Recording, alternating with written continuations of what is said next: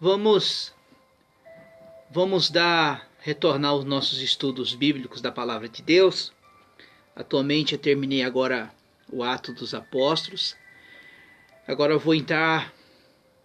Claro que toda a Bíblia, toda a Palavra de Deus, ela é perfeita, como está escrito lá em 2 Timóteos, capítulo 2, versículo 16, que toda a Palavra de Deus é perfeita para corrigir, para exortar, para nos instruir em justiça. Mas a carta aos Romanos, tudo que se identifica, esta carta, ela foi escrita pelo apóstolo Paulo.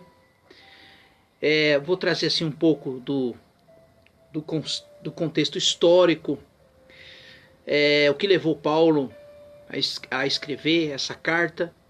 Ela é uma carta direcionada tanto para o judeu, tanto para o gentil, tanto para o grego. Paulo, ele anteriormente nunca esteve em Roma. Se nós lemos, como eu já li, livro de Atos dos Apóstolos todinho, Paulo nunca esteve em Roma, exceto porque ele foi levado preso, o qual nós vemos nas Escrituras. Paulo, ele teve uma prisão domiciliar, qual uma casa alugada. Também nós entendemos que supostamente esses irmãos romanos que serviam ao Senhor, serviam a Cristo, não foi evangelizada também por Pedro, né? Nós identificamos que esses irmãos que serviam a Cristo em Roma foram irmãos que saíram da mensagem do evangelho que foi pregado em Pentecoste. Então isso que nós identificamos sobre a palavra de Deus. O que essa carta ela vai nos apresentar? Principalmente em questão escatológica. Escatologia, quer dizer, escatologia é a doutrina da salvação. Esta carta ela foi muito usada como argumentação, como solidificação, como raiz, como fundamento para a revolução do cristianismo, principalmente por nosso irmão Lutero, quando ele se baseou em questão da doutrina da justificação pela fé. Aqui esta carta é uma carta totalmente cristocêntrica, que vai apresentar o único meio de salvação é por meio de Cristo. Esta carta ela apresenta a depravação humana, ao estado em que a humanidade se encontra. Paulo vai também dizer a respeito que não há diferença agora entre o judeu e o grego. Todos estão debaixo do pecado. Então, durante esses dias, nós vamos estar examinando, estudando a palavra de Deus, versículo por versículo, texto por texto. Eu sinceramente, quando eu li esta carta aos Romanos, sinceramente, a minha fé, ela ficou mais fortificada, ela ficou mais forte, ficou mais robusta, quando eu compreendi que o único meio de salvação é pela pessoa de Cristo. Então esta carta aqui ela vai apresentar como é que a humanidade se encontra. Então, quero começar aqui no capítulo 1. Aqui Paulo ele vai fazer as suas saudações, ele vai se apresentar como apóstolo, né? Como apóstolo do Senhor, como enviado de Cristo para pregar o evangelho a todas as nações. Então, o apóstolo Paulo, ele apresenta que ele foi chamado para pregar o evangelho principalmente para a nação gentílica, e também, claro, que Paulo também anunciou o evangelho para os judeus. Então aqui Paulo, ele dá introdução, dá saudação para os irmãos, para os romanos, né? Como já falamos anteriormente, Paulo nunca esteve em Roma, a não ser quando ele foi levado preso, levado cativo para Roma. Então agora Paulo aqui, ele vai fazer essa introdução maravilhosa. Então o versículo 1 diz assim, ó: Paulo, servo de Jesus Cristo, chamado para ser apóstolo, separado para o evangelho de Deus. O termo apóstolo quer dizer enviado. Então o apóstolo Paulo tinha esse chamado como enviado de Cristo, como testemunha de Cristo para anunciar o evangelho. Claro, nós entendemos que Paulo, como Paulo diz lá em Gálatas, que ele foi apóstolo, nascido fora do tempo. Paulo não andou com Jesus igual os 12 apóstolos, exceto Judas, que se perdeu no meio do caminho, mas o Senhor chamou o apóstolo Paulo como pregador, anunciador de Cristo Jesus, quando ele teve o encontro com o Senhor ali indo para o caminho de Damasco. Versículo 2: o qual antes havia prometido pelos seus profetas nas Escrituras, acerca do seu filho, que nasceu da descendência de Davi segundo a carne. O versículo 3, interessante que aqui, Paulo ele vai falar assim que Cristo ele veio sobre a descendência, sobre a genealogia de Davi. Então aqui, o versículo 3, Paulo ele apresenta agora o Cristo homem, que veio como da descendência humana como a nossa.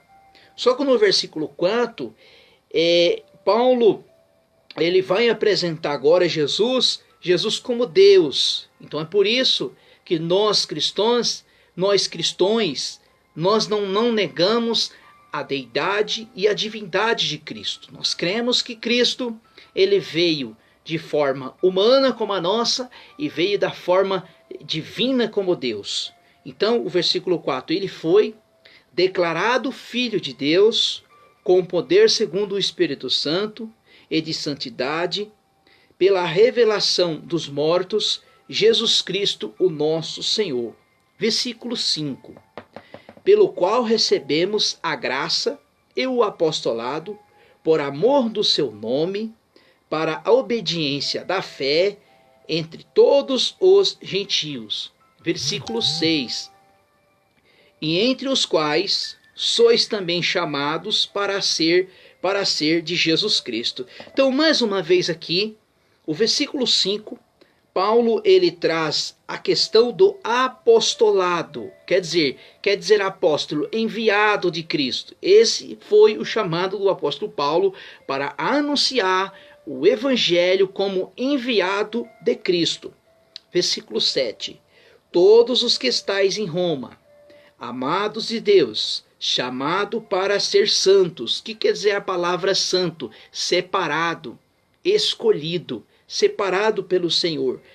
É graça da parte de Deus, do nosso Senhor Jesus Cristo. Quando ele fala graça, graça é um favor imerecido de Deus que veio até nós pelo meio de Cristo Jesus. O versículo 8. Aí aqui Paulo ele vai fazer o desejo de ver os cristãos em Roma, né? Primeiramente, dou graças ao meu Deus, por meio de Jesus Cristo, que no tocante vos, porque todo o mundo anuncia a vossa fé. Deus a quem sirvo em meu espírito, no evangelho de seu Filho, a minha testemunha, como incessantemente faço menção a vós. Então aqui interessante, quando Paulo fala assim, olha, a quem Deus eu sirvo no meu espírito, depois que Cristo morre no Calvário, pendurado no madeiro e ressuscita, né? Todos aqueles que recebem Cristo Jesus, eles se tornam filhos de Deus. E agora, tudo que era lá do Velho Testamento, que que era as leis cerimoniais, agora torna-se tudo espiritual. Quando o Senhor Jesus, ele disse lá para a mulher samaritana, olha, os verdadeiros adoradores adorarão o Pai em espírito e em verdade.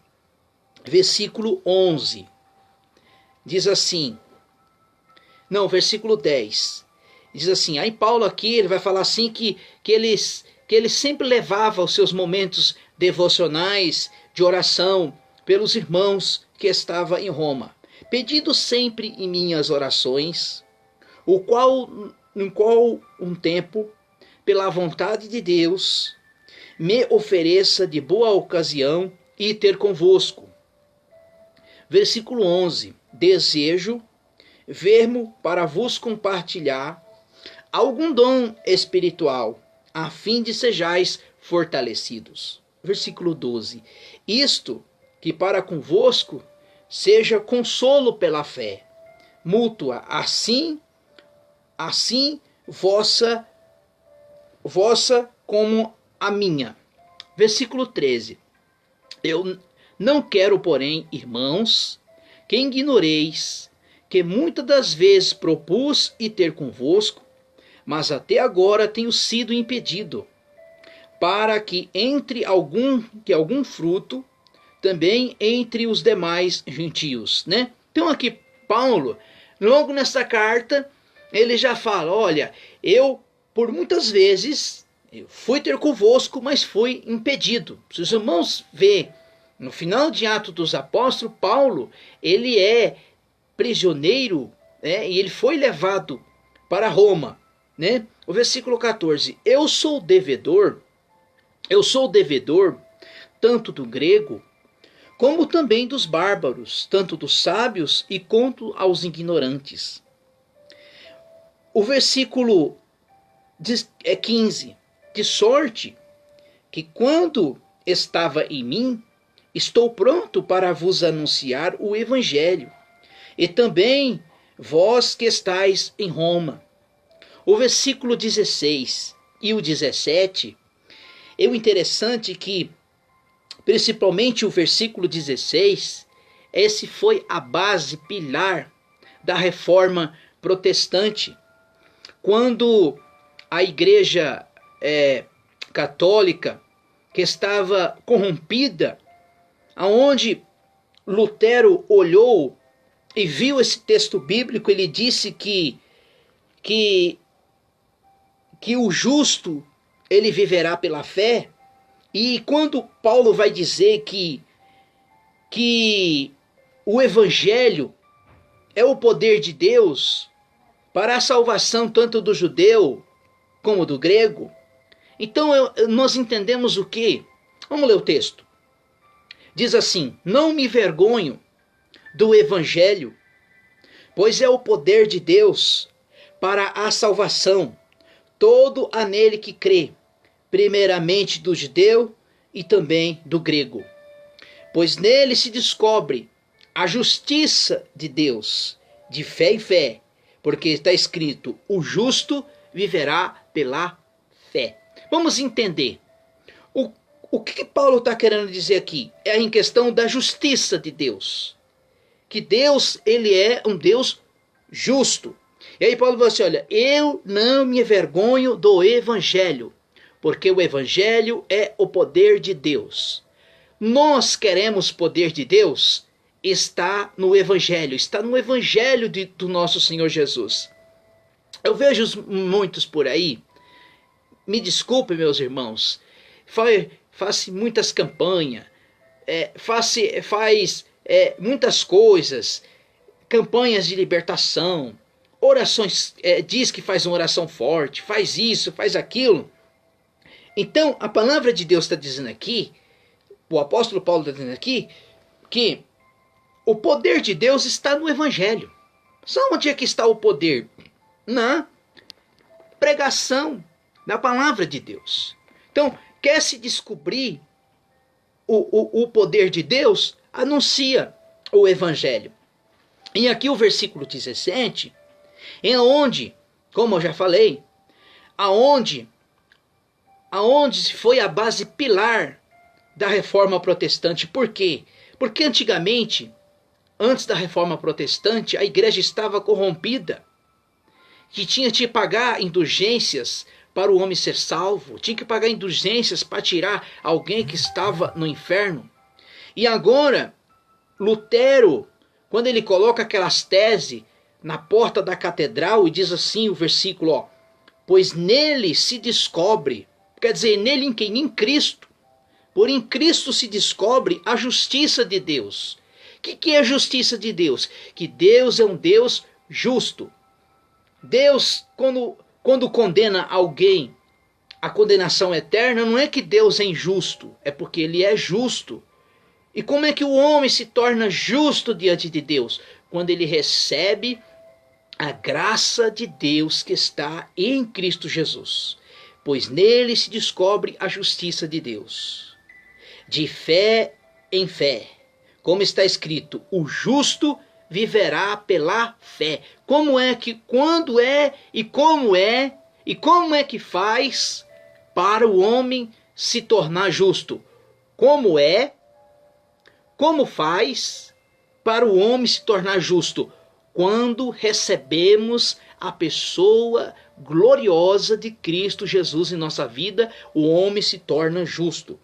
Agora o versículo 18, Paulo, ele vai trazer a em questão da depravação humana. O que é depravação? Degradação moral e perversão e corrupção da humanidade. Quando é que o homem se tornou depravado? Quando o homem desobedeceu a Deus lá no Jardim do Éden. O homem foi separado de Deus totalmente, tanto fisicamente, né? Porque o homem morreu fisicamente, e tanto espiritualmente. Então, quando o homem caiu, desobedeceu a Deus, nós vamos estudar nesta mesma carta aqui, a Bíblia vai dizer que o pecado entrou por um homem Adão. Agora vem Cristo Jesus e resgata o homem que está debaixo da ira, debaixo da justiça de Deus. Então aqui Paulo ele vai apresentar algo sobre a depravação humana, como é que a humanidade se encontra diante de Deus pela questão do pecado. Porque o pecado separou o homem de Deus totalmente. O pecado quer dizer, é o homem sem Deus, é sem a graça de Deus. Então, é por isso que nós precisamos de Cristo Jesus para nos perdoar, para nos justificar diante de Deus. Olha o que a Bíblia diz assim, a partir do versículo 18. Porque do céu se manifesta a ira de Deus. Deus está irado? Deus está irado sim. Deus está irado contra o homem e contra o pecado. Como é que nós fazemos para livrar desta ira? É através do sacrifício de Cristo Jesus. E sobre a impiedade e injustiça dos homens, que detêm a verdade pela justiça. Visto que o que Deus se pode conhecer, nele se manifesta, porque não manifestou. Porque desde a criação do mundo, os atributos invisíveis de Deus, o seu eterno poder e a divindade se detêm claramente, e vêm pelas coisas que foram criadas, de modo que os homens são